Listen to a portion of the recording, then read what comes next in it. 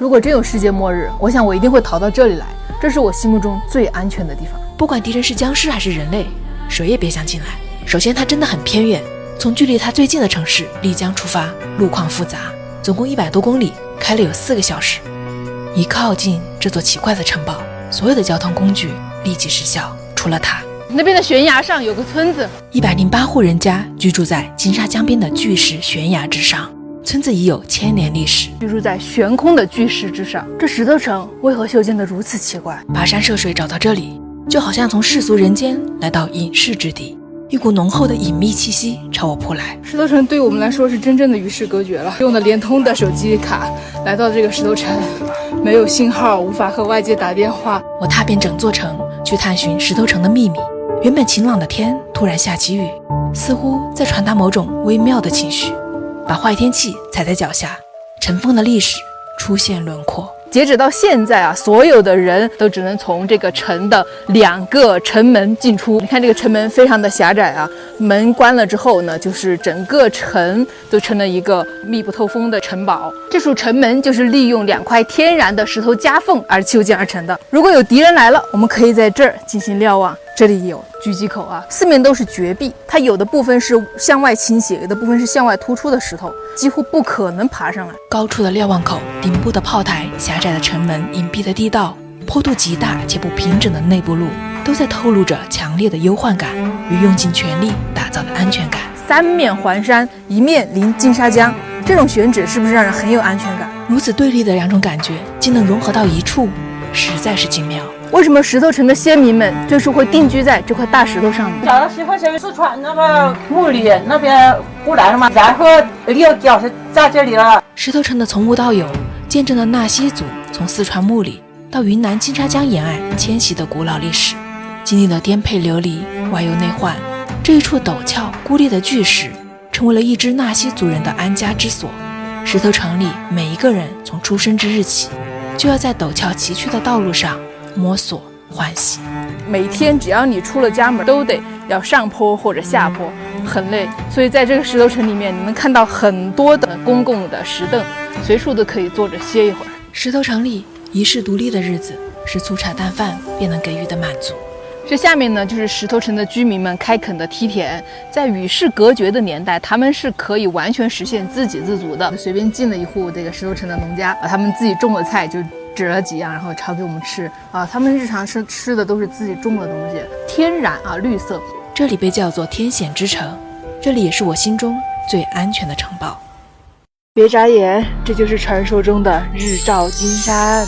但此刻你看到的也是一片特殊的人类禁区，至今无人登顶，攀登死亡率100%，它就是梅里雪山。如今梅里是一座禁山，任何攀登活动都被禁止。它究竟为何如此神秘？23年前，梅里雪山上发生了一件轰动世界的山难。当时中国和日本最优秀的登山家总共17人组成了联合登山队，就是想要一起来征服这座藏区神山。最高峰卡瓦格博海拔6740米，对于登山界来说它并不算高，但这之前曾有几次国外登山队想要登顶，但都由于雪崩、天气恶劣等原因没有成功。在登山家眼中，梅里太有诱惑了，谁都想成为第一个站在卡瓦格博之巅的人。梅里雪山在藏区人民心中是一座神山。据说当时藏区同胞们都在阻止登山队，甚至念经祈祷，不希望他们成功征服梅里雪山。离奇的是，登山队员克服重重困难，距离登顶仅有200米时，突然与外界失去联系。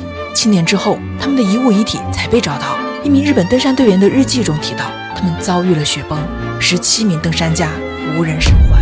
无论人类做了多么充足的物资准备和气象观测，似乎没有例外的都会被梅里雪山多变的天气、突然降临的雪崩打败。冥冥之中，梅里雪山似乎真的如有神助。传说中能给人带来一整年幸运的日照金山，和雪崩一样，背后都藏着梅里雪山的秘密。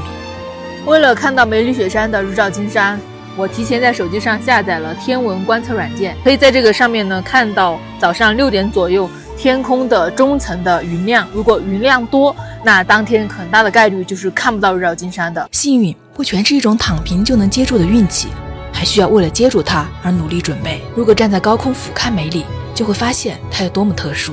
横断山脉上，它就像一座拔地而起的屏风，来自印度洋的暖流沿着怒江与澜沧江直达梅里，北部被更高的山脉阻挡，潮湿的云雾滞留在此，日照金山可遇不可求，并且主峰卡瓦格博的相对坡度远比珠穆朗玛峰大。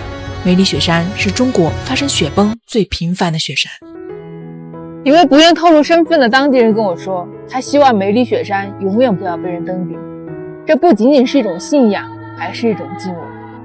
人类为什么登山？登山家说，因为山就在那里。为什么我们不登山？也因为山就在那里。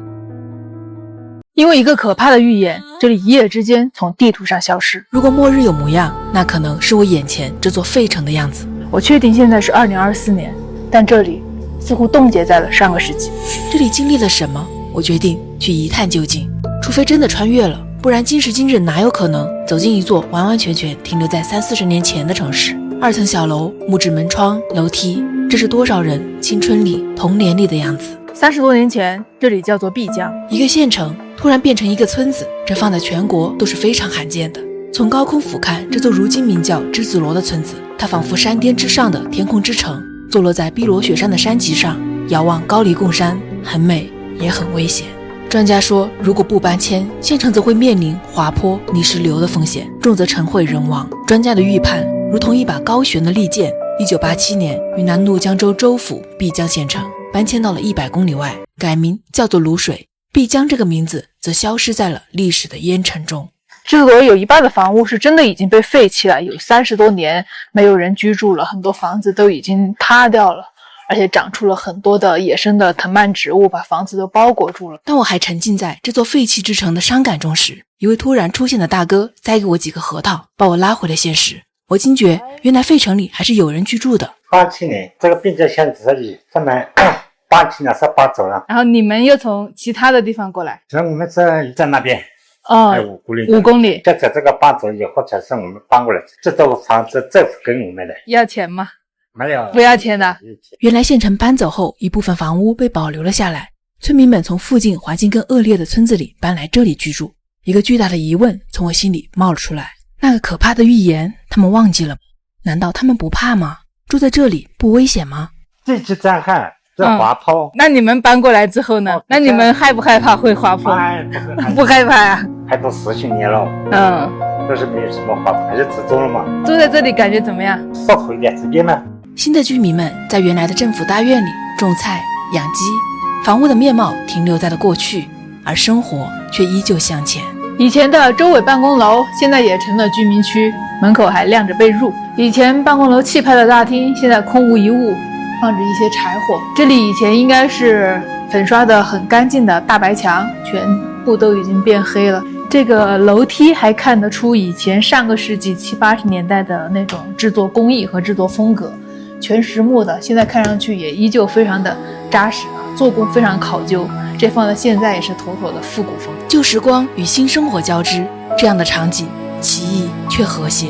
这是栀子罗保留得最完好也是最精美的一栋建筑，以前是图书馆。它刚修建好之后没多久，整个县城就开始搬迁了，修建好之后就被闲置下来了，所以它现在目前为止看到的样子也是非常的精美的。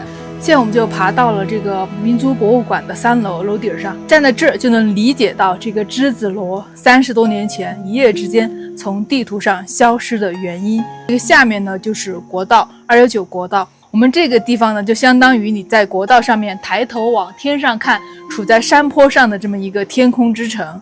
后面呢这座山脉就是高黎贡山，这里就叫做皇冠峰。然后这座山的背面那个方向就是缅甸，然后可以看到这个地方是下面是一个峡谷，怒江大峡谷。这个现在所处的位置呢，就刚好是在怒江大峡谷的旁边的碧罗雪山的这个山坡上，坡度是非常大的。虽然这个栀子罗截止至搬迁至今，它没有发生滑坡、泥石流等地质灾害，但是呢，如果它不搬迁，按照我们现在的这种发展速度和开发速度，大家觉得呢？现在栀子罗每天都有很多人来怀旧，时光到底是什么呢？我们被无形的手推着走得很快，但总有一些瞬间想要回头看看，那里有我们来时的路。生活又究竟是什么呢？从一个条件艰苦的农村搬迁到一个可能会滑坡的县城，只是为了生活得更好。生活并不是一道选择题，而是一种向着美好努力扎根的本能。这就是费城、栀子罗，也是一座新城。